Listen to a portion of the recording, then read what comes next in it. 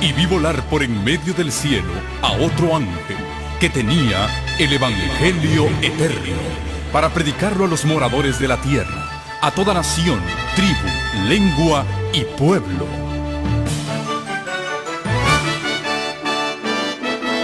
Con ustedes su programa cristiano con temas bíblicos de actualidad. Un programa que trae al mundo la verdad presente. Este es el Evangelio eterno.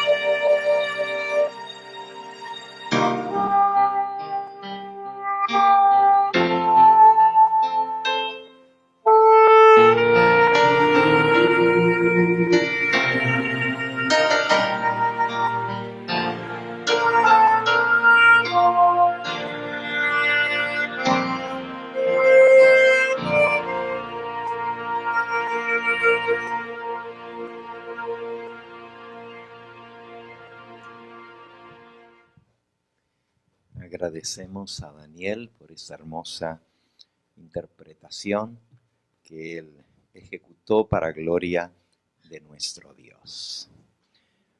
Abramos nuestras Biblias en lo que fue nuestra lectura bíblica del libro de Isaías en el capítulo 6.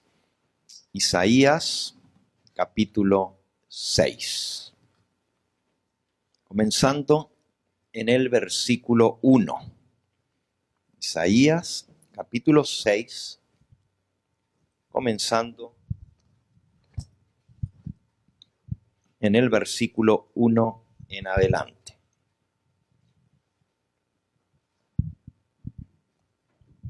Vamos a poner la mesa con el alimento, ¿verdad? No puede faltar a la ley y al testimonio. Dice el versículo 1 de Isaías 6. En el año en que murió el rey, ¿qué rey? ¿Tienen sus Biblias? Los que nos están viendo allá, ¿tienen sus Biblias? Abran sus Biblias. Isaías, capítulo 6, versículo 1. En el año en que murió el rey Uzías, vi yo al Señor sentado sobre un trono alto y sublime, y sus faldas llenaban el templo. Hoy vamos a hablar un poquito de la presencia de Dios y cómo poderlo ver por la fe. Pero el texto comienza diciendo en el año en que murió el rey Uzías. ¿Por qué será importante para Isaías, quien escribe bajo la inspiración del Espíritu Santo, de mencionar que esta visión que él va a relatar, él va a escribir aquí, la tuvo en el año en que murió el rey Uzías? Es importante la fecha, las circunstancias que rodean la escritura de esta visión, la visión de la gloria de Dios. Sí es importante, porque en el año en que murió el rey Uzías, estaban sucediendo algunas cosas muy trascendentales en el pueblo de Dios, en el pueblo de Israel, en Jerusalén propiamente dicho.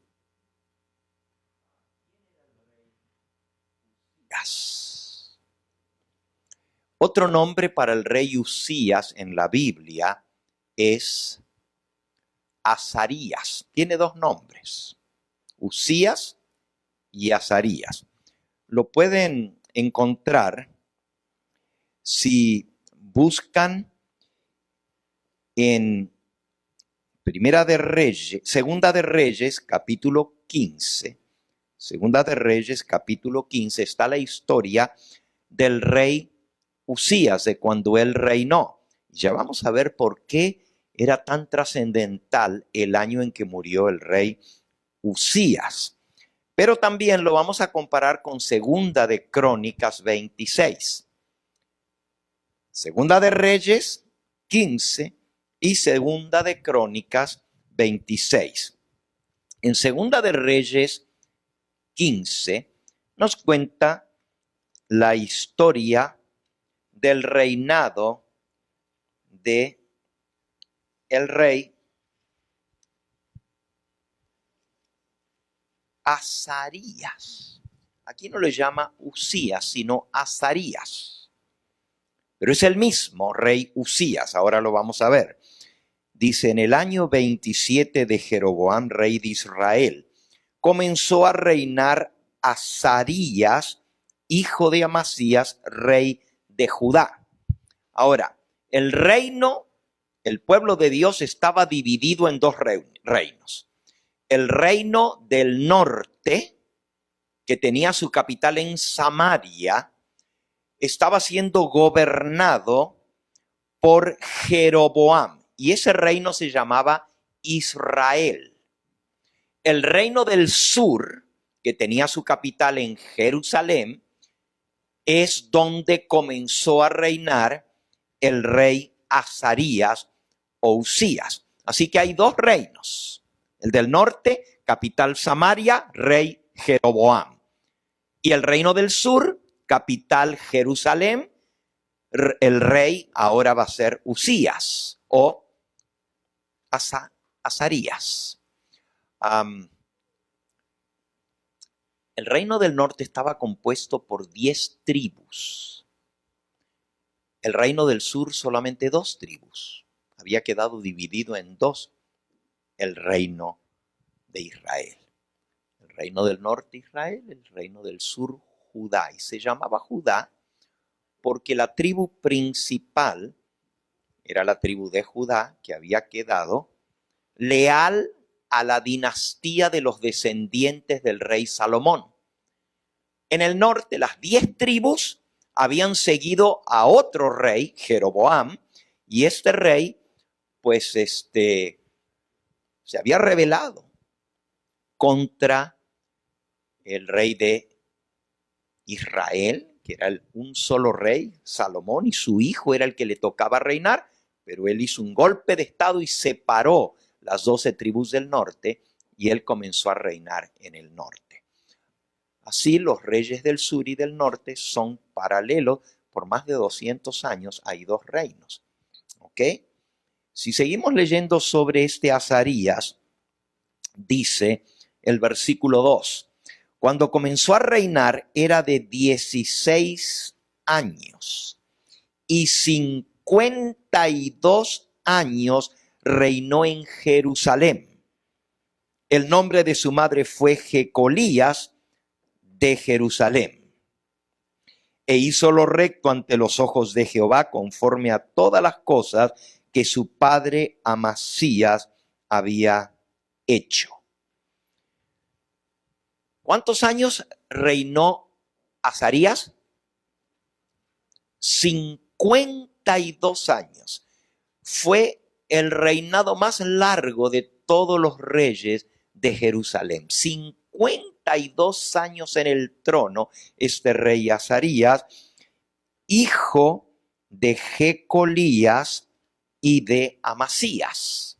Sus padres, el padre se llamaba el rey Amasías y la madre, la reina Jecolías. Ahora, vamos a comparar esto con Segunda de Crónicas, capítulo 26. Segunda de Crónicas, capítulo 26, y vamos a ver que es el mismo Azarías o Usías. Dice el versículo 1 del capítulo 26 de Segunda de Crónicas. Entonces todo el pueblo de Judá tomó a Usías, el cual tenía 16 años de edad. Fíjense, la misma edad, ¿ok? Y lo pusieron por rey en lugar de Amasías, su padre. Así que Amasías es el papá. No hay duda alguna que se trata del mismo. Dice el versículo 3. De 16 años era Usías cuando comenzó a reinar y 52 años reinó en Jerusalén. El nombre de su madre fue Jecolías de Jerusalén e hizo lo recto ante los ojos de Jehová conforme a todas las cosas que había hecho Amasías su padre. Así que es el mismo. Ustedes ven, el mismo es hijo de Amasías y de Jecolías, su madre, 16 años cuando comenzó a reinar y reinó 52 años. Tenía 2 nombres, ¿verdad? El nombre Usías o el nombre Azarías. Ahora, ¿por qué es importante? Si ustedes ven, dice que hizo lo bueno ante los ojos de Jehová. Podríamos decir, fue uno de los, no los mejores de los mejores reyes, pero por lo menos un buen rey. Solo que al final de su vida se enorgulleció por todo lo que había logrado, porque Dios lo bendijo. Si tuviéramos tiempo, porque nuestro estudio no es hoy sobre el rey, porque él se murió, sino vamos a leer sobre la visión que tuvo Isaías. Pero les decía que es importante entender lo que estaba pasando en ese momento. Y si leen después, cuando tengan tiempo, pueden leer Segunda de Crónicas, capítulo 26. Y ahí está todo lo que hizo Uzías. Todo el capítulo entero habla sobre él. Dios lo bendijo porque él buscó a Dios de todo corazón. Dice el versículo 5. Persistió en buscar a Dios en los días de Zacarías, entendido en visiones de Dios. En estos días buscó a Jehová y él lo prosperó. Así que el rey Uzías buscó a Dios de todo corazón en los días de Zacarías. Ahora, Zacarías escribió su libro en los días de Uzías. Solo que Zacarías fue profeta mientras estaba el rey Uzías y luego mientras estaba su hijo en el trono. Si van por un momentito al libro de Zacarías, van a encontrar algo interesante que sucedió en Judea en la época del rey Uzías. Está mencionado de paso, pero esto nos muestra que hubo una gran catástrofe en Jerusalén en los días de Uzías. Hubo una gran desgracia. Dice Zacarías, capítulo 14. Zacarías 14. Versículo 5. Dice el profeta Zacarías: huiréis al valle de los montes, porque el valle de los montes llegará hasta Saal. Huiréis de la manera que huisteis por causa del terremoto en los días de Uzías, rey de Judá. Así que hubo un gran terremoto en Jerusalén en los días del rey Uzías, tan grande que la gente salió disparada huyendo. Una catástrofe terrible. Por cierto, este terremoto está mencionado en algunos documentos históricos de otros reyes de alrededor. Y también el rey Uzías está mencionado con su nombre Azarías en los registros de los reyes de Asiria. Y el terremoto que fue en Jerusalén, su epicentro, está mencionado en los registros de los reyes de Asiria. Imagínense cuán grande debe haber sido el terremoto y cuánto desastre causó, que se lo usa para datar las fechas de la antigüedad. Tantos días del terremoto. Fue grande porque se sintió en toda la región. Mucha gente murió en ese terremoto y mucha gente huyó. Se desplomó parte de la ciudad de Jerusalén. Sin embargo, el rey dio el ejemplo y buscó a Dios de todo corazón, y especialmente después de ese gran desastre, el rey volcó su corazón hacia Dios y trató de gobernar bien al pueblo. Cuenta todo lo que él hizo.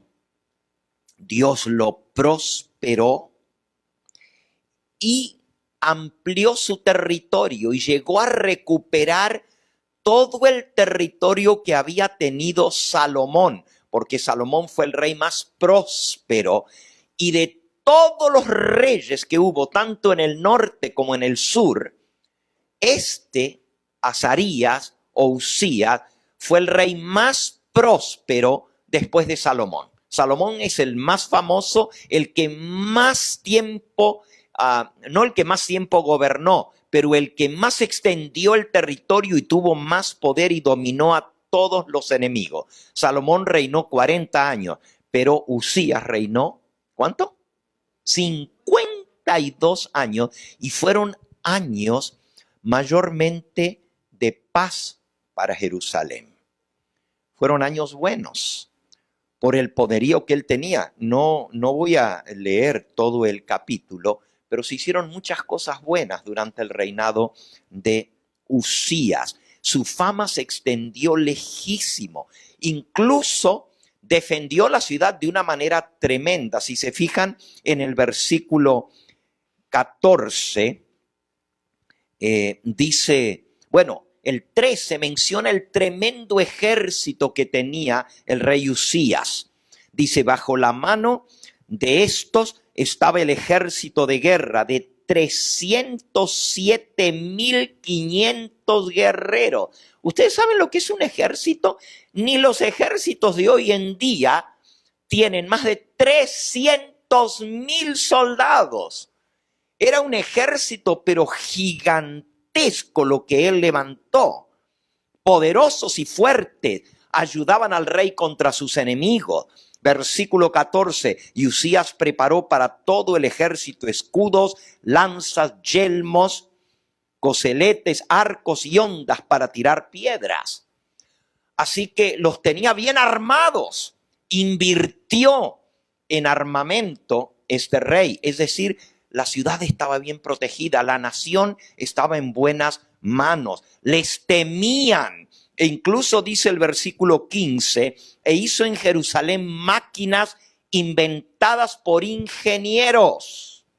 Tenían ingenieros de armamentos para que estuviesen en las torres y en los baluartes para arrojar saetas y grandes piedras.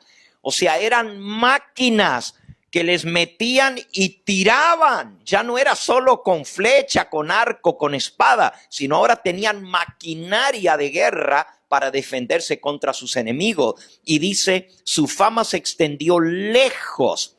¿Pero por qué? Ahí lo dice el versículo 15 al final. Su fama se extendió lejos porque fue ayudado maravillosamente hasta hacerse poderoso. ¿Y qué quiere decir maravillosamente? ¿Quién lo ayudó? Ya lo leímos antes en el versículo 5. Él buscó a Dios de todo corazón y Dios lo prosperó. Fue ayudado maravillosamente por Dios y el éxito que él tuvo se debió a su fidelidad a Dios. Pero miren lo que pasa, y este es el peligro que nosotros tenemos. Cuando todo va bien, cuando la nación está fuerte, cuando los enemigos la respetan, cuando creemos que estamos bien protegidos, el problema es si los gobernantes se ensalzan y se creen que por ellos la nación está yendo bien. Es muy peligroso.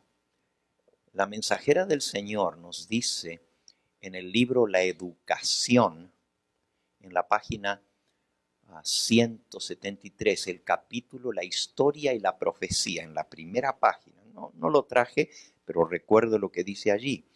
Que Dios en su palabra nos muestra que es Dios quien pone reyes y quita reyes. Cuando nosotros entendemos, y ella lo dice allí en esa página, que aún los gobernantes de las naciones no están allí por el capricho ni por la elección de la gente que los eligió, dice ella. Están allí porque Dios permite que lleguen al trono. A veces pensamos que los gobernantes de las naciones llegan allí porque, pues, la gente los eligió o porque ellos conquistaron. Pero no es así. Hay un Dios que rige la historia y Él prevé todo lo que sucede. Yo estaba escuchando, pues, esta mañana la lección de escuela sabática que aquí se presentó. Y justamente ese fue uno de los puntos que se mencionó, ¿verdad? Que hay un Dios que Él es el que pone los dirigentes. Él es el que dirige la historia y podemos tener plena seguridad de que Dios tiene la historia en sus manos. Nada está a la deriva. Pero miren lo que pasó con Usías. ¿Qué pasó con Uzías? Después de que Dios lo prosperó, después que la nación era respetada y temida por todos los enemigos, todos le tenían miedo porque tenía un tremendo poderoso ejército y maquinaria de guerra. Sin embargo, se le subieron los humos al rey Uzías. Dice el versículo 16 de Segunda de Crónicas 26. Mas cuando era ya fuerte, su corazón se enalteció para su ruina. ¿Qué le pasó? Se enalteció para su ruina. Se enorgulleció de lo que él había logrado y vio cómo todos lo respetaban y que estaban seguros en su nación, y su corazón se llenó de orgullo, pero fue para su ruina, porque se rebeló contra Jehová su Dios, entrando en el templo de Jehová para quemar incienso en el altar del incienso. No voy a seguir leyendo la historia, simplemente sepan que el rey se metió en lo que no se tenía que meter. Él pensó que como Dios lo bendecía tanto, él también podía hacer el oficio sagrado para el cual habían sido apartados los sacerdotes, los descendientes de Aarón, y se metió a quemar incienso en el templo. Otro que se llamaba igual que él era el sumo sacerdote, tenían el mismo nombre, y el sumo sacerdote se llamaba Azarías. Recuerden que este rey se llamaba Uzías o Azarías, ¿verdad? Pero el sumo sacerdote Azarías le salió al encuentro en el templo con 80 sacerdotes de Jehová. Dice el versículo 17, entró tras él el sacerdote Azarías y con él 80 sacerdotes de Jehová, varones valientes. Y se pusieron contra el rey Uzías y le dijeron, no te corresponde a ti, oh Uzías, el quemar incienso a Jehová, sino a los sacerdotes hijos de Aarón, que son consagrados para quemarlo. Sal del santuario, porque has prevaricado y no será para gloria tuya delante de Jehová tu Dios. Hay que tener valor para enfrentársele al rey de una nación, y un rey tan poderoso, que tenía tantos años en el reinado.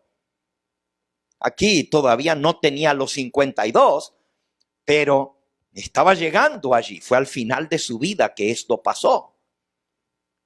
Pero el sumo sacerdote, siervo de Dios, se le enfrentó con 80 sacerdotes y le salió al encuentro. Y le dijo, ¿sabes qué? Aquí no entras. Sal del santuario. Por eso dice que eran hombres valientes estos sacerdotes. Enfrentarse al rey. La autoridad suprema que tenía en la mano de él el quitarles la vida aún. Porque esa autoridad tenían los reyes en esa época. Le dijeron, sal. Y el rey tenía el incensario en la mano y dijo, ¿qué? Yo puedo ofrecer incienso. Pero cuando extendió su mano, ¿sí saben lo que pasó, verdad? Le salió lepra en su frente. Ahí dentro del santuario le brotó la lepra. Y los sacerdotes lo vieron. Y cuando él se dio cuenta que le estaba brotando la lepra, dice, primero él se había enojado contra el sumo sacerdote, versículo 19. Entonces Uzías, teniendo en la mano un incensario para ofrecer incienso, se llenó de ira. ¿Quiénes son estos para decirme a mí que yo no puedo?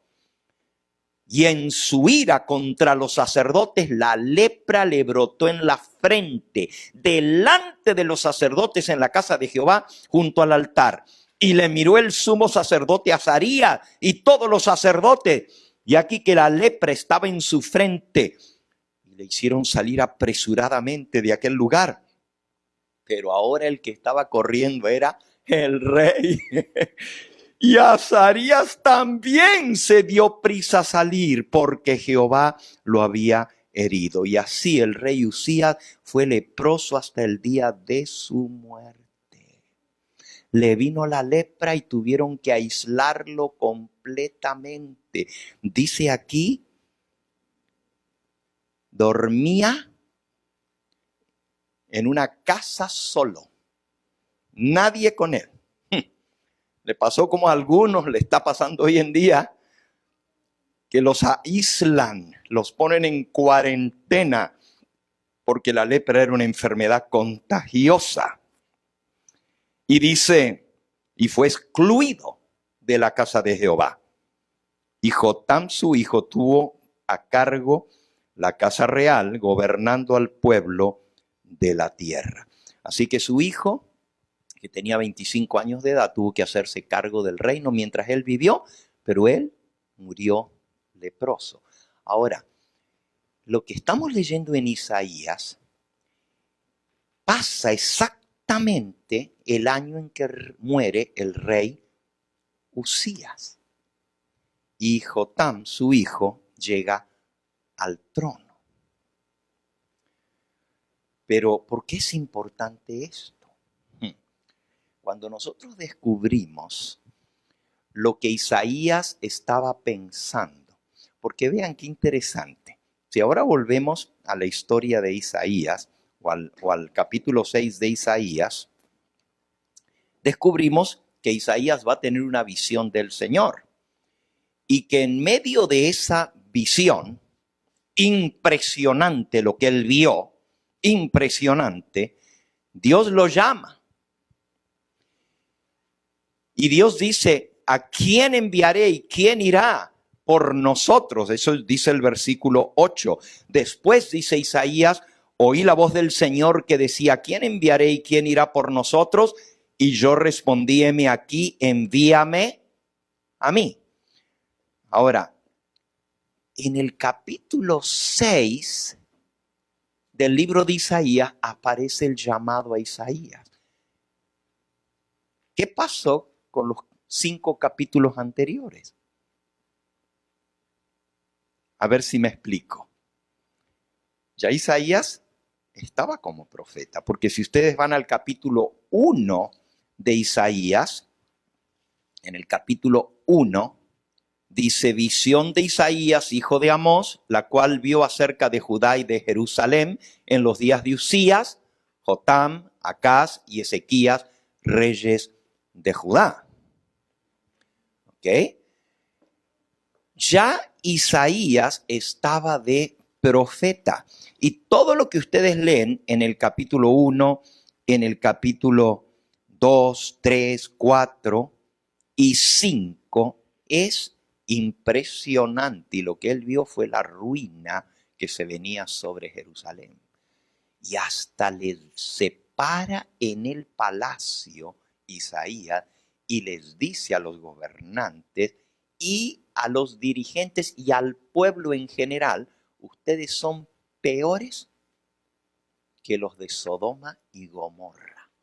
Y la mano de Dios está contra ustedes. Y usted dice, pero ¿cómo? Si el rey era bueno.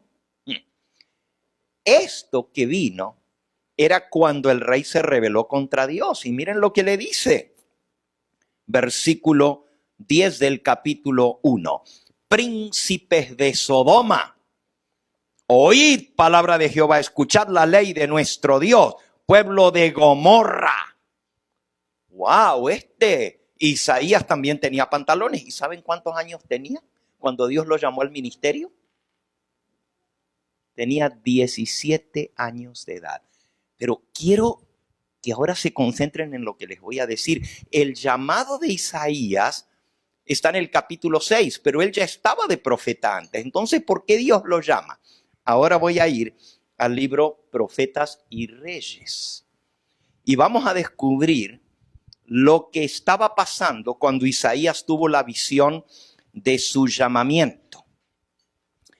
Y eso está en el capítulo El llamamiento de Isaías, capítulo 25 de Profetas y Reyes.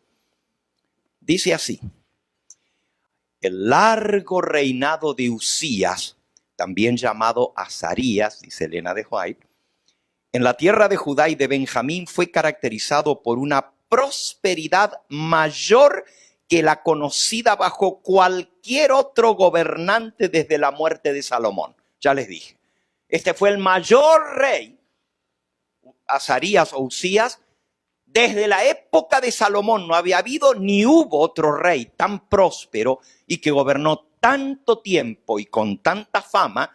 Solo se le acerca Salomón. Durante muchos años, 52, el rey gobernó. La mayoría de su tiempo lo gobernó con discreción y obediencia. Gracias a la bendición del cielo, sus ejércitos recobraron parte del territorio que se había perdido en los años anteriores. Se reedificaron y fortificaron ciudades y quedó muy fortalecida la posición de la nación entre los pueblos circundantes. El comercio revivió y afluyeron a Jerusalén las riquezas de las naciones. La fama de Uzías se extendió lejos, porque fue ayudado maravillosamente por Jehová hasta hacerse fuerte. Sin embargo, y ahora viene lo triste, la prosperidad material de la nación no fue acompañada por el correspondiente reavivamiento espiritual entre el pueblo de Dios. Y ahora vamos a entender lo que pasó con Isaías. ¿Saben ustedes que Isaías había renunciado al llamamiento de ser profeta de Dios? ¿Saben que se había apartado y había dicho no más? Y por eso Dios lo tuvo que volver a llamar otra vez. Ahorita lo vamos a ver, cuando le dio esta visión. Dice: los servicios del templo continuaban como siempre, y las multitudes se congregaban para adorar al Dios viviente. Pero era todo una rutina exterior. Cuando todo va bien, cuando hay prosperidad, aún el pueblo de Dios tiene libertad de ir al templo y adorar a Dios, pero es una rutina. El orgullo y el formalismo llegaron a reemplazar gradualmente la humildad y la sinceridad. Acerca de Uzías mismo hayamos escrito: cuando se hizo grande y fuerte, su corazón se enalteció hasta corromperse, porque se rebeló contra Jehová su Dios. El pecado que tuvo resultados tan desastrosos para Uzías fue un acto de presunción, pero tan solo reflejaba, dice Elena de White, lo mismo que estaba haciendo el pueblo. Tal el dirigente, tal el pueblo. Así como la prosperidad y que todo estaba yendo bien, hicieron que el rey se enalteciera. El pueblo estaba igualito que el rey. El rey es solamente un ejemplo de lo que era el pueblo. Dios no excusa el pecado de presunción. Y lo castigó en el rey duramente para mostrar cuál iba a ser el resultado del pueblo si seguían la misma presunción. Los años finales de su reinado atrajeron el juicio del cielo sobre él, y el juicio del cielo se acercaba sobre toda la nación. Dios no hace acepción de personas. La persona que hace algo con mano altiva, así al natural como el extranjero a Jehová injuria, la tal persona será cortada de en medio de su pueblo.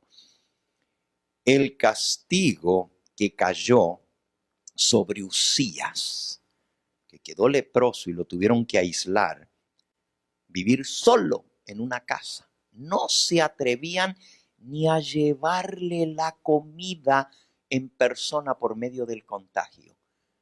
Los siervos le ponían la comida en la puerta de la casa donde él vivía y se iban.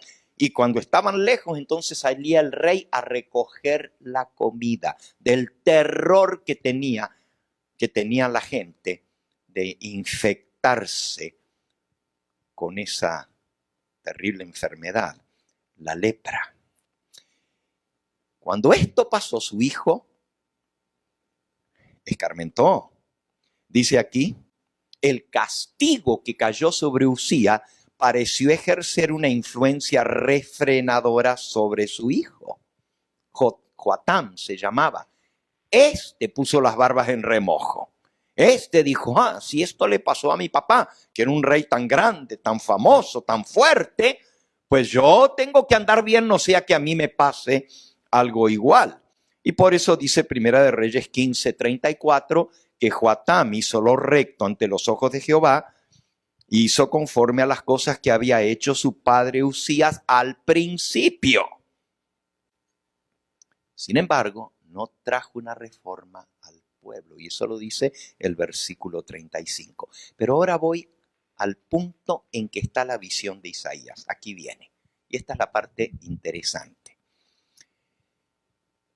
Se acercaba el fin del reinado de Uzías y Joatam estaba ya llevando muchas de las cargas del Estado. Cuando Isaías, hombre muy joven, de tan solo 17 años de edad, fue llamado a la misión profética. Fíjense, ya el padre Uzías estaba leproso. Joatam estaba llevando las responsabilidades con 25 años de edad y ahora Uzías es llamado. Esa fue el primer llamado de Uzías. Los tiempos en los cuales iba a tocarle trabajar estarían cargados de peligros especiales para el pueblo de Dios.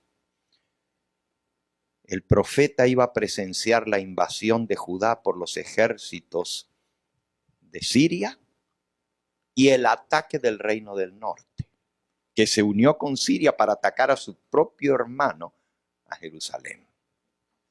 El profeta iba a ver las huestes asirias acampadas frente a las principales ciudades de su reino. Durante su vida, durante la vida de Isaías, iba a caer Samaria y las 10 tribus de Israel iban a ser dispersadas entre las naciones. Judá iba a ser invadida una y otra vez por los ejércitos asirios. Y Jerusalén iba a sufrir un sitio que sin la intervención milagrosa de Dios habría resultado en su destrucción. Fue cuando el ángel de Dios salió y mató al ejército sirio, si no hubieran sido destruidos por ese ejército. Jerusalén estaba amenazada por graves peligros. La paz se estaba acabando. La protección divina se estaba retirando y las fuerzas asirias estaban por desplegarse en la tierra de Judá. Ahora les voy a leer un poquito de la historia, lo que dice la historia al respecto, de lo que estaba pasando. Lo busqué aquí en la enciclopedia, el año en que murió el rey Uzías. ¿Okay? Dice así: probablemente fue el año 740 antes de Cristo, el año en que murió el rey Uzías. Esta fecha es un año significativo. Cuando termina el rey Uzías su largo reino de 52 años,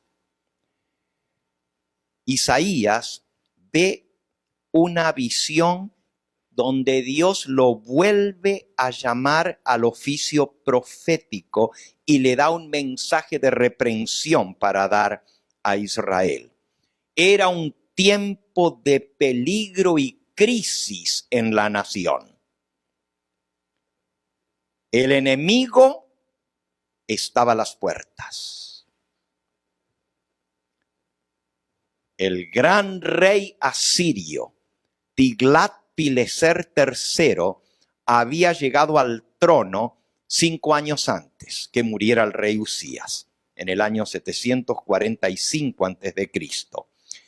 Y casi inmediatamente que subió al trono, comenzó una serie de campañas que lo llevaron a conquistar gran parte del territorio. Conquistó a Babilonia en el 744, conquistó los reinos de Asiria, los reinos que estaban al norte de Asiria en el 743 y siguió año con año atacando.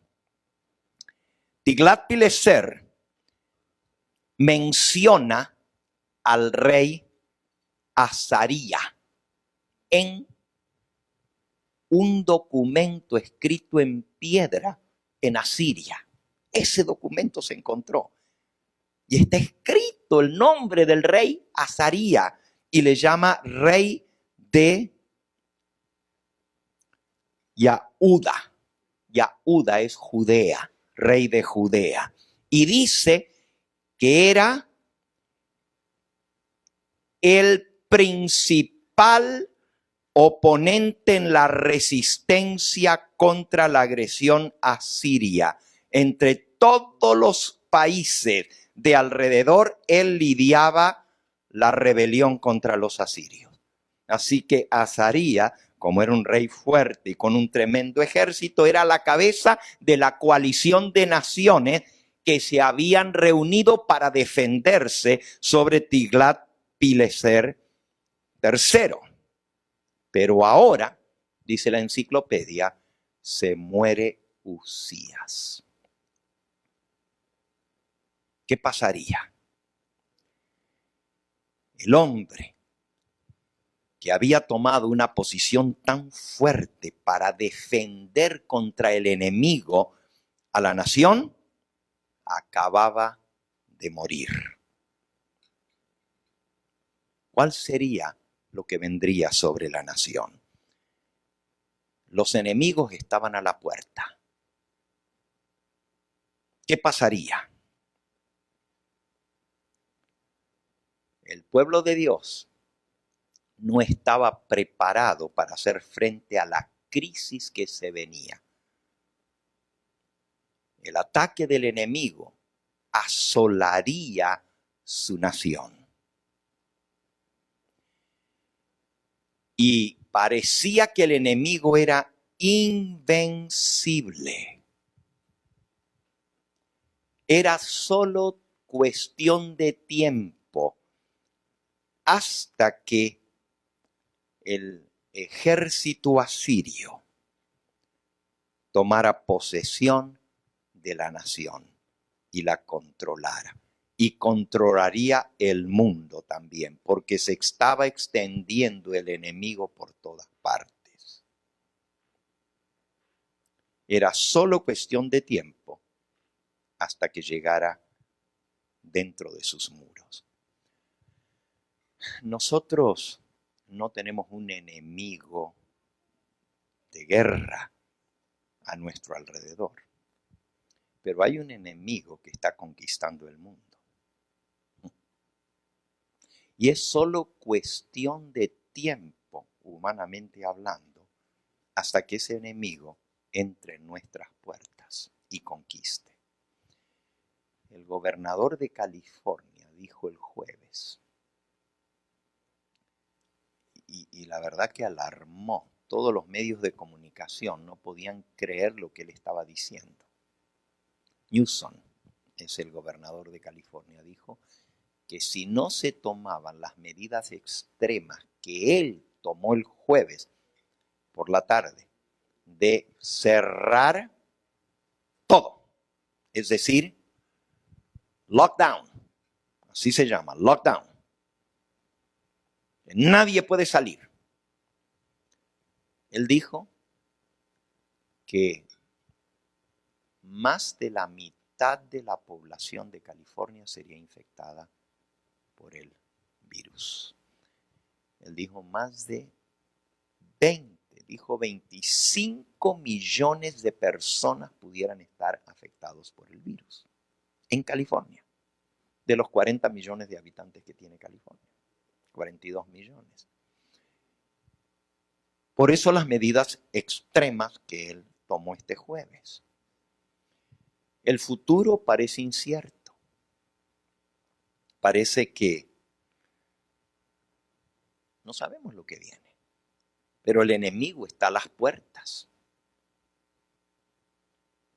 Parece que el desastre se acerca. Repito, el enemigo que nos ataca a nosotros no es un enemigo de un ejército, pero es peor. Porque a lo menos el enemigo del ejército, si fuera un ejército enemigo, pues se levanta otro ejército y se lo ataca. Pero este enemigo es más peligroso, porque no lo podemos ver. Yo no necesito contarles historias a ustedes de lo que está pasando, porque las cosas son graves. Son graves. Y sin embargo, Dios le dio una visión a Isaías en medio de esa circunstancia tan difícil.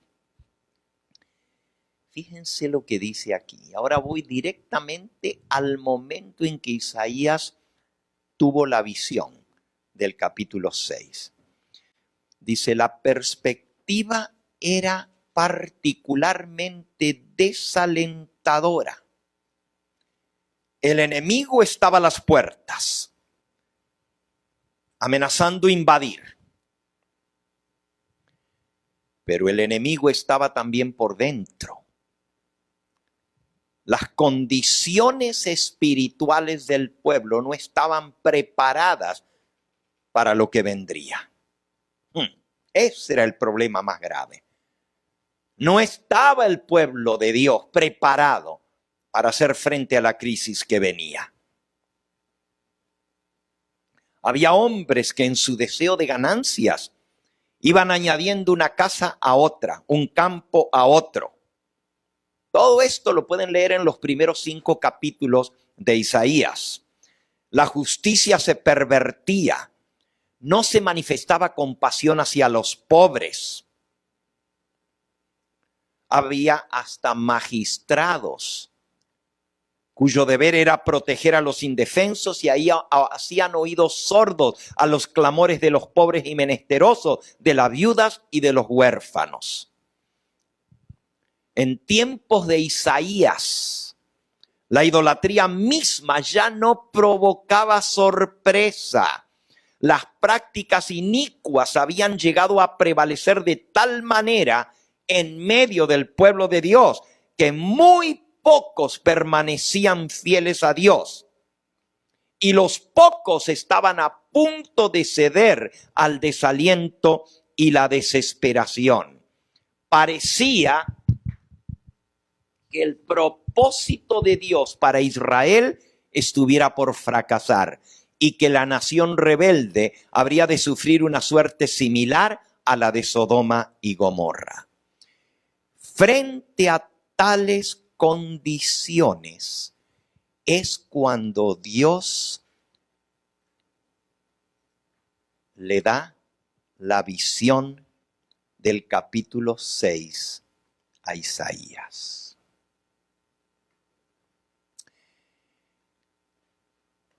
Al comprender Isaías su propia incapacidad para hacer frente a la situación y al pensar en la terquedad e incredulidad del pueblo por el cual tendría que trabajar, su tarea le parecía desesperada. ¿Debía renunciar descorazonado a su misión y abandonar a Judá en su idolatría?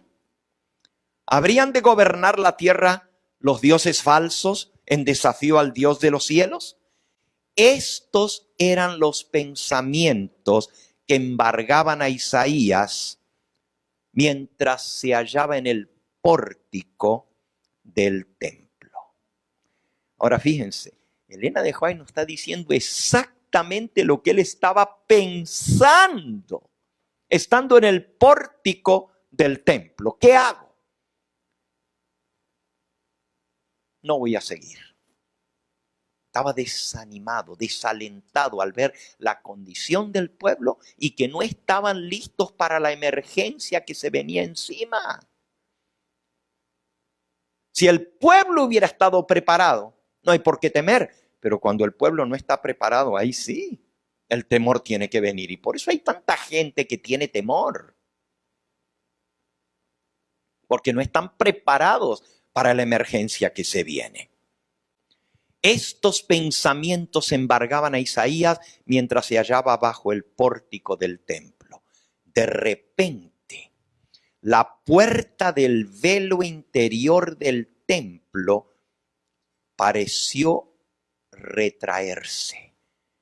Se alzó el velo del templo en el lugar santísimo. Él estaba en el pórtico y él está mirando y de pronto ve que se levanta el velo del lugar santísimo y se le permite mirar al interior, al lugar santísimo, donde el profeta no podía siquiera sentar sus pies, porque él no era sacerdote, ni para entrar al lugar santo, ni aún para entrar al lugar santísimo. Él estaba en el pórtico, pero la puerta al lugar santo está abierta siempre, pero no la del lugar santísimo. Y él estaba viendo hacia adentro y ve que se levanta como una mano invisible, levanta el velo del lugar santísimo. El profeta está ahora en visión. Esto no está pasando en real. Él está mirando y él ve que se levanta el velo.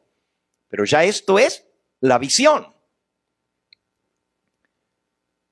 Se le presenta una visión de Jehová sentado en un trono grande y elevado, mientras que el séquito de su gloria llenaba el templo. Ahora el templo se parece mucho más grande de lo que era. Ambos lados del trono, con el rostro velado en adoración, se cernían los serafines que servían en la presencia de su Hacedor y unían sus voces en la solemne invocación: Santo, Santo, Santo es Jehová de los ejércitos, toda la tierra está llena de su gloria. Volvamos a Isaías 6. Imaginémonos la escena. Isaías está en el pórtico del templo mirando hacia adentro y de pronto ve que el templo se llena de gloria. Se levanta el velo que separa el lugar santo del lugar santísimo. Y dice: en el año en que murió el rey Usías, yo vi al Señor sentado sobre un trono alto y sublime, y sus faldas llenaban el templo. Por encima de él había serafines. Cada uno tenía 6 alas. Con 2 cubrían sus rostros, con 2 cubrían sus pies y con 2 volaban. Y el uno daba al otro voces diciendo: Santo, Santo, Santo es Jehová de los ejércitos. Toda la tierra está llena de su gloria. El trono de Judá, que había estado ocupado por 52 años por un rey fuerte y poderoso, ahora estaba en manos de un joven inexperto, 25 años de edad. Parecía que no había escapatoria. Los ejércitos de los asirios estaban muy cerca cuando esta visión sucedió. El enemigo estaba a las puertas. Pero si bien el trono de Judá no estaba en manos del rey Usías porque se había muerto el rey Usías, Dios le recuerda a Isaías que todavía Él sí está sentado en su trono. Alabado sea su nombre. Yo quiero dejarles saber, hermanos, que no importa lo que esté sucediendo ni venga, todavía tenemos un Dios que está sentado en el trono del universo. Y no hay por qué temer, porque ese Dios que rige los asuntos de este mundo, Él todavía está en el trono.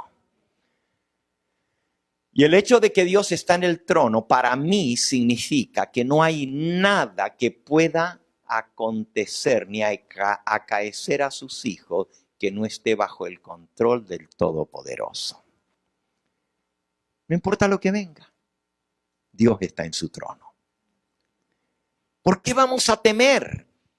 ¿Por qué vamos a tener pánico si todavía Jehová está sentado en su trono? Dice el apóstol Pablo en Romanos, en el capítulo 8, Romanos 8, dice el versículo 28, y sabemos que a los que aman a Dios, todas las cosas les ayudan ¿a qué? A bien. Esto es, a los que conforme a su propósito son llamados. Ahora, esto que está pasando no es para mal, hermanos, es para nuestro bien. Y usted dice, pero ¿cómo esto va a ser para nuestro bien? ¿Cómo esta terrible pandemia que está pasando en el mundo va a ser para nuestro bien? Bueno, no lo digo yo, hermanos. Lo dice el que está sentado en el trono del universo. A los que aman a Dios. ¿Tú amas a Dios? ¿Tú amas al Señor? Entonces, esto que está pasando, para los que aman a Dios, nos va a ayudar para nuestro bien. Démosle gloria, démosle gracia a Dios por lo que está pasando, porque quizás esta era la única manera de que nosotros despertáramos, de que nosotros hiciéramos una pausa en nuestra vida para ver cuáles son realmente nuestros valores y dónde estamos parados espiritualmente. En momentos como estos es cuando Dios nos llama a la reflexión. Dios nos llama a tomar en serio las cosas. Los que aman a Dios, todo le ayuda para bien. Porque a los que antes conoció, también los predestinó para que fuesen hechos conforme a la imagen de su Hijo, para que Él sea el primogénito entre muchos hermanos. Y a los que predestinó, versículo 30, a estos también llamó. Y a los que llamó, a estos también justificó. Y a los que justificó, a estos también glorificó. Hermanos, no solo somos llamados. ¿Tú has aceptado el llamado del Señor en tu vida? Si tú le has aceptado, entonces tú tienes que saber que Él también te justificó, que Él te perdonó, que Él te santifica y que Él también es quien ha de glorificarte, porque eso está en las manos de Dios. Y si Él te llamó, Él no pierde tiempo con material inservible. Si Él te llamó, es porque Él tiene un gran propósito para su vida. Aquellos que conforme a su propósito son llamados. ¿Y cuál es el propósito de Dios? Tu justificación, mi santificación y la tuya, y la glorificación de todos nosotros. Ese es el propósito que Dios tiene, que lleguemos a ser para gloria y honra de su nombre. Y nosotros decimos, sí, cuando venga el Señor, todos vamos a ser glorificados. Amén. Pero Él quiere glorificarnos ahora en medio de esta crisis. El que te llamó, te lo digo como se lo dijo el tío de la reina Esther a su sobrina Esther. Mardoqueo le dijo, ¿quién sabe si para esta hora no ha sido llamado o llamada? Dios te ha escogido. Desde antes te predestinó para que seas no solo justificado y santificado, sino también glorificado. Y Dios se va a glorificar en ti en medio de esta crisis. Dice aquí, ¿qué pues diremos a esto? Si Dios es por nosotros, ¿quién contra nosotros? El que no escatimó ni siquiera a su propio Hijo, sino que lo entregó por todos nosotros, ¿cómo no nos dará también con Él todas las cosas? ¿Quién acusará a los escogidos de Dios? Él es el que justifica. ¿Quién nos condenará? Cristo es el que murió. Aún más, el que también resucitó y el que además está a la diestra de Dios y el que también intercede por nosotros. El que está sentado en el trono del universo tiene a su lado a su Hijo, quien intercede por nosotros. ¿Quién nos separará del amor de Cristo? ¿Tribulación? ¿Angustia? ¿Persecución? ¿Hambre? ¿Desnudez? ¿Peligro? ¿Guerra o espada? Antes, en todas estas cosas, somos más que vencedores por medio de aquel que nos amó. Por lo cual estoy seguro, dice Pablo, de que ni la muerte, ni la vida, ni ángeles, ni principados, ni potestades, ni lo presente, ni lo porvenir, ni lo alto, ni lo profundo, ni ninguna otra cosa creada nos podrá separar del amor de Dios que es en Cristo Jesús, nuestro Salvador. ¿Por qué temer, hermanos? ¿Por qué preocuparnos si nuestra vida está en las manos del Todopoderoso? Y no solamente con lo que está pasando en el mundo ahora, cada momento de nuestra vida está en las manos del Señor. Si tú estás enfermo, es para gloria de Dios. A menos que sea por presunción o orgullo como el rey Usías, que le vino la enfermedad por desobediencia. Pero aún de eso hay solución si nos arrepentimos. Y el Señor está dispuesto a perdonarnos y a limpiarnos de todo efecto de nuestro pecado si con corazón arrepentido nos acercamos a Él. No importa lo que esté pasando en tu vida, puedes acercarte a Dios en plena confianza, porque dice aquí que aquel que murió y resucitó está a la diestra de Dios e intercede por nosotros. Nuestra vida está en las manos del Todopoderoso. Confiemos en Él. Todavía Dios está sentado en su trono. La próxima vez que les predique, vamos a seguir con la visión de Isaías, porque solo llegamos al comienzo. Solo llegamos a hablar un poquito de lo que él vio, y Dios le mostró esa visión para que él se acordara de que si bien las cosas de este mundo y a nuestro alrededor pueden estar difíciles, pueden estar caóticas, pueden estar en medio de gran peligro y de gran tribulación, como lo estaba en ese momento el reino de Judá, y no se crean. Eventualmente vino la destrucción.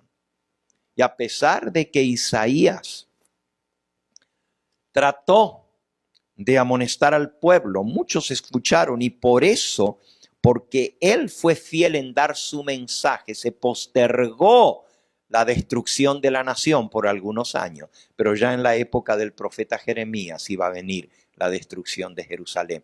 Pero a Isaías le tocó ver la deportación de las 10 tribus del norte. Él fue testigo presencial de cómo fueron invadidos por el enemigo. y tan solo porque él y los que hicieron caso a su mensaje se mantuvieron leales al Señor, el rey Tiglat-Pileser III no pudo tomar Jerusalén. Miren, la historia la podríamos relatar, ya no lo vamos a hacer hoy, pero ustedes la recuerdan. Los ejércitos de los asirios rodearon la ciudad de Jerusalén. Pero en una noche, un solo ángel mató a 175,000 soldados. Un solo ángel causó una matanza general entre los asirios. Tanto que cuando el pueblo de Israel vio, no lo podían creer. Cuando vieron, decían, no puede ser. Y salieron a tomar los despojos. Salieron las comidas del ejército asirio, más bien les sirvió para ellos, que estaban muertos de hambre dentro de la ciudad sitiada. Dios tiene 1000 maneras de resolver la situación cuando nosotros no vemos ninguna. Podemos sentir que está todo perdido, que ya no hay nada que hacer, pero la extrema necesidad del hombre es la oportunidad de Dios para actuar. Así que no importa lo que tú estés pasando en tu vida, la enfermedad que tú puedes tener, la situación financiera que puedas tener, no importa lo que esté pasando en el mundo a tu alrededor, hay un Dios sentado en el trono. Y Dios es todopoderoso. Y Él tiene 1000 maneras de resolver nuestra situación cuando nosotros pensamos de que ya no hay nada más que hacer. Qué bueno que reconozcamos que no hay nada más que hacer, porque entonces Dios puede actuar. Mientras el hombre puede hacerlo, ¿para qué lo va a hacer Dios? Pero Dios actúa cuando el hombre reconoce, Señor, solo tú. Y cuando llegamos a esa conclusión, y por eso es tan importante lo que vio Isaías, porque Isaías sentía que la nación no estaba preparada.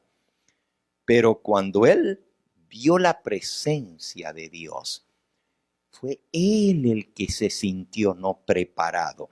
Y termino de leer el pasaje. Con esto vamos a terminar hoy, pero en el próximo sermón vamos a seguir con esta visión.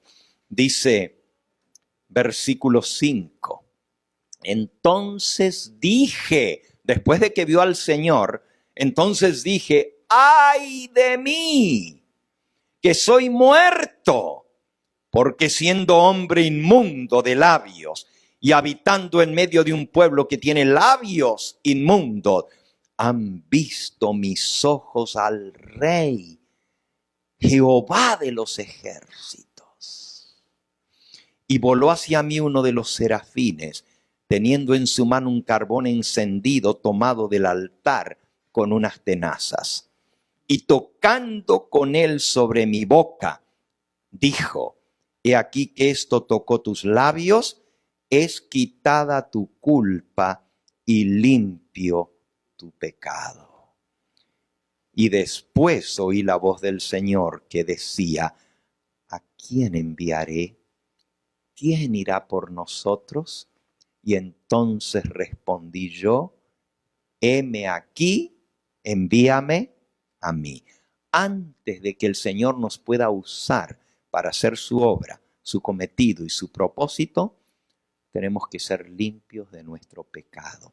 Tenemos que reconocer que somos hombres muertos. Si no fuera por la misericordia de Dios, todos estaríamos consumidos. Es la misericordia de Dios que nos tiene todavía con vida. Su mano protectora que todavía está sobre nosotros.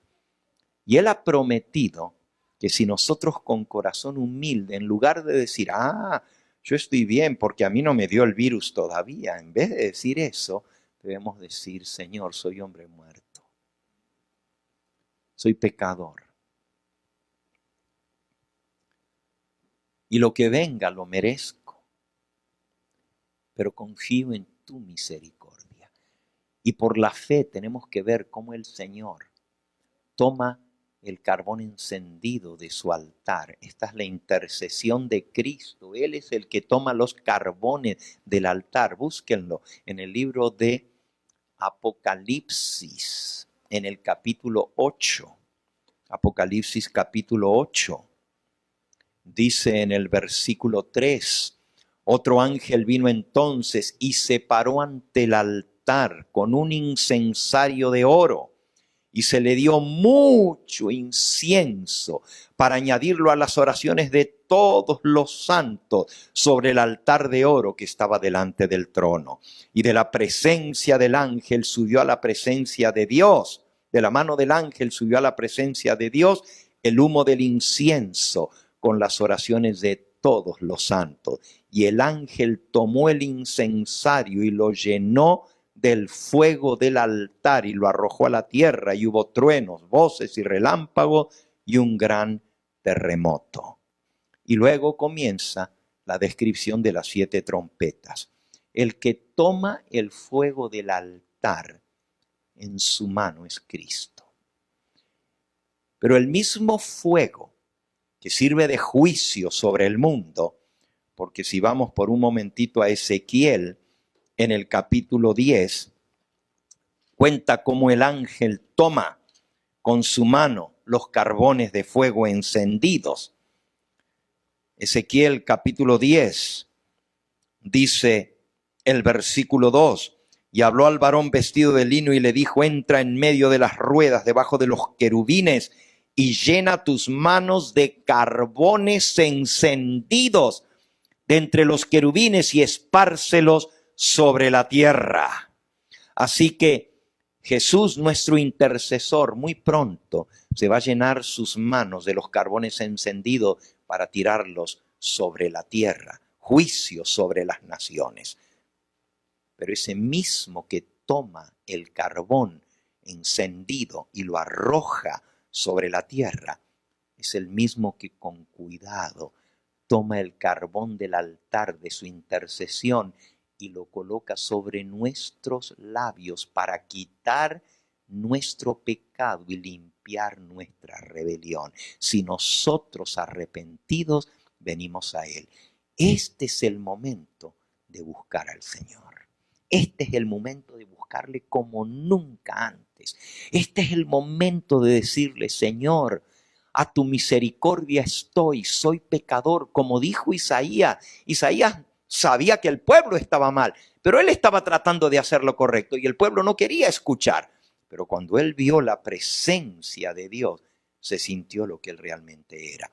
El próximo sermón que voy a hablar, voy a mostrar por qué Isaías dijo, soy hombre muerto. Porque soy hombre de labios inmundos y moro en medio de un pueblo también de labios inmundos, y han visto mis ojos al Rey, Jehová de los ejércitos. Cuando tú tengas una visión de Jehová, cuando le puedas ver en toda su gloria, te vas a sentir como Isaías, soy hombre muerto.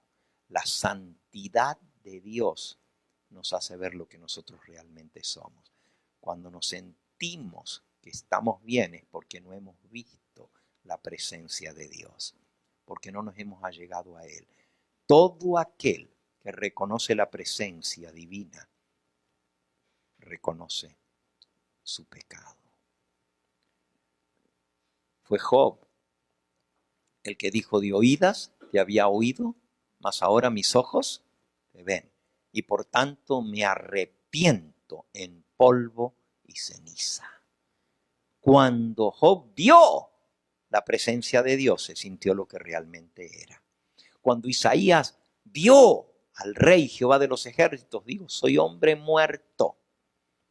Cuando Pedro se dio cuenta que estaba en la presencia del Todopoderoso, cuando vio la pesca milagrosa, dejó las redes a un lado y se tiró a los pies de Jesús y dijo, apártate de mí, Señor, que soy hombre pecador. Esa es la reacción del verdadero Hijo de Dios cuando siente la presencia del Todopoderoso, cuando la percibe. Y muchos de nosotros somos como el pueblo de Israel, seguimos la rutina, vamos a las iglesias por rutina. Cantamos, oramos, pero no sentimos la presencia realmente del Todopoderoso. Si sintiéramos su presencia, cuán diferente sería nuestra adoración delante del Señor. Con cuánta reverencia estuviéramos ante su presencia. Hermano y hermana que me escuchas, yo sé que quizás tú no estás hoy en un templo. Y tú dices, bueno, pues no puedo adorar en una iglesia. Aquí estoy en mi casa. Pero es mi casa. Acuérdate, el lugar donde tú te acercas a Dios para adorarle en su santo sábado es casa de Dios y puerta del cielo.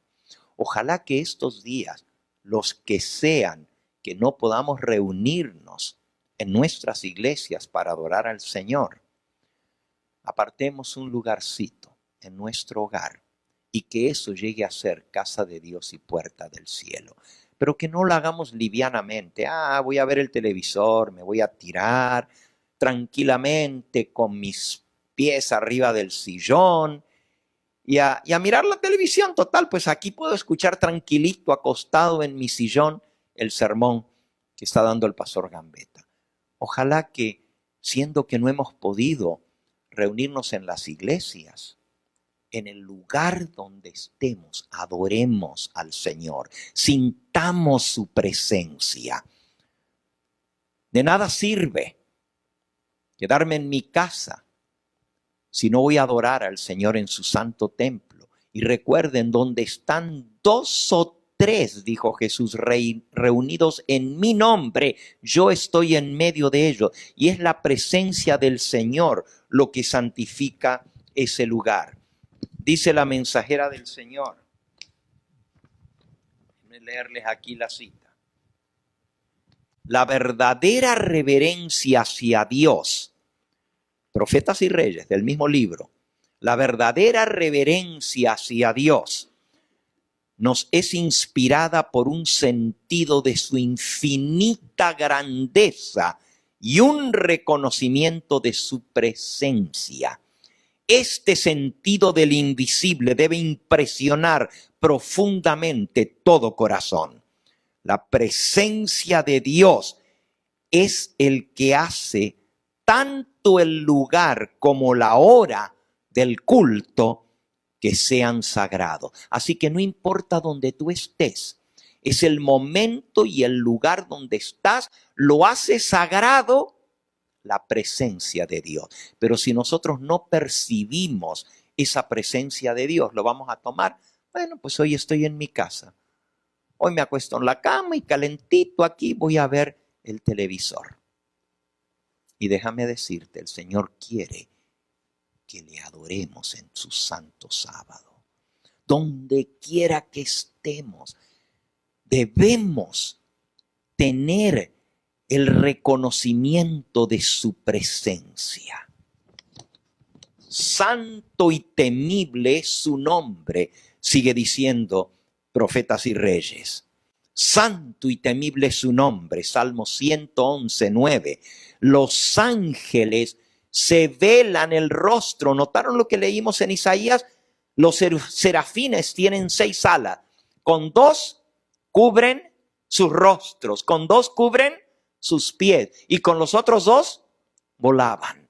En la presencia del Todopoderoso se cubren su rostro, se cubren sus pies.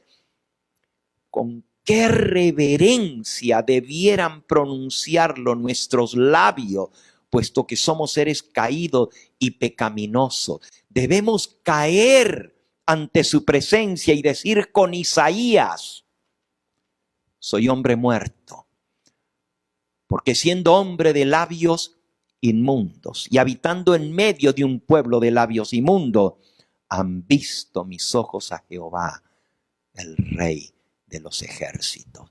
Y al reconocer su presencia tendremos reverencia, tendremos santidad y le adoraremos en la hermosura de su santidad. No importa dónde estemos, este es el momento para reunir a tu familia en tu casa,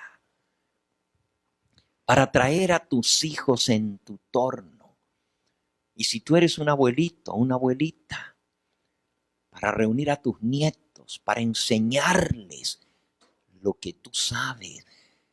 Porque ahorita todo el mundo está dispuesto a escuchar, porque casi toda la gente está aterrorizada y con miedo y te van a escuchar. Háblales de que hay un Dios que está sentado en su trono y Él es el único que nos puede proteger en este tiempo. Pasa a ellos tu fe. No desaproveches esta oportunidad que es única, que es especial allí en el lugar donde tú estás. Adora al Señor. Entrégate a Él de todo corazón, conságrate a Él y escucharás la voz del Señor que te dice: ¿a quién enviaré? ¿Quién irá por nosotros? Y respóndele al Señor: heme aquí, envíame a mí. El Señor te quiere usar para ser glorificado Él en medio de esta tribulación, en medio de esta situación tan difícil. El nombre de Dios será glorificado en tu vida, porque Él te envía a ayudar a aquel que lo necesita. Vamos a pedirle al Señor que Él haga su obra en nosotros, que Él nos dé su Espíritu Santo, para que de todo corazón podamos no solo adorarle, reconociendo que somos pecadores y es solo por su misericordia que estamos en pie, pero poder responder al llamado: heme aquí, Señor, envíame a mí. Vamos a concluir en esta hora con el himno número 264.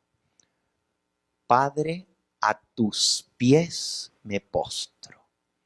Himno número 264 en el himnario antiguo. Padre, a tus pies me postro. Y ese himno, sí, es el 250 en el himnario nuevo, 250. Y en ese himno le vamos a pedir de todo corazón al Señor: pon tu espíritu en mi alma, hazme lo que ser debiera, hazme puro en todo, libre del pecado, pon tu espíritu en mí. Y si se lo pedimos de todo corazón, el Señor va a tomar el carbón encendido de su altar y va a tocar nuestros labios, y va a limpiar nuestra culpa y va a quitar nuestro pecado. Y entonces podremos decirle: heme aquí, arrodíllate en la presencia del Señor y de todo corazón pídele que Él te toque con el carbón encendido de su, para limpiarte, para purificarte de todo pecado. Padre Santo y Dios nuestro, bendito y glorificado sea tu nombre. Hoy hemos visto, Señor, cómo tú has sido Rey y Dios por todas las generaciones. Desde el comienzo, desde que te apareciste a tus siervos, los profetas, tú has estado gobernando los asuntos de este mundo y nada ni nadie te toma a ti por sorpresa. Las cosas que suceden están todas bajo tu control. Gracias, porque tenemos la seguridad de que nuestro Dios está sentado en el trono del universo. Y en esta hora, al haber aprendido cuán importante es percibir tu presencia en nuestra vida y reconocer que sin ti somos hombres muertos, te pedimos humildemente, Señor, por la fe.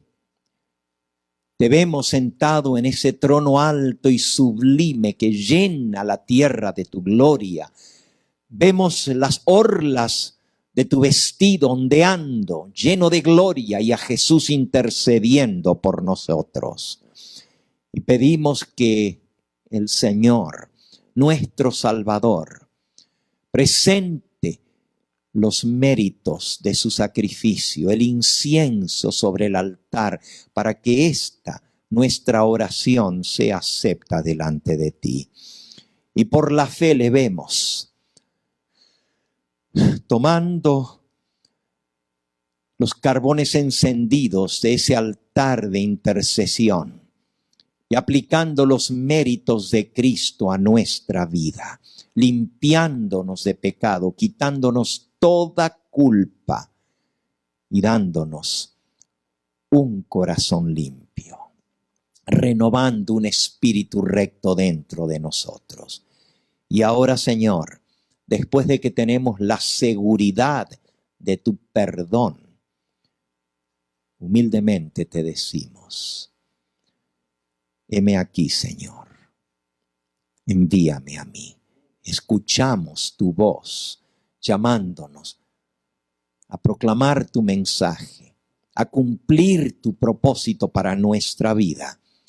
Y te decimos: cuenta conmigo, Señor. Solo tú, obrando en mi vida, puedes hacer lo posible. Nos reconsagramos a tu servicio en esta hora y te lo pedimos todo en el nombre precioso de nuestro bendito Salvador. A Él sea la gloria y la honra por los siglos de los siglos. Amén, Señor. Amén. Este fue el Evangelio Eterno, su programa cristiano de actualidad bíblica, trayendo al mundo la verdad presente.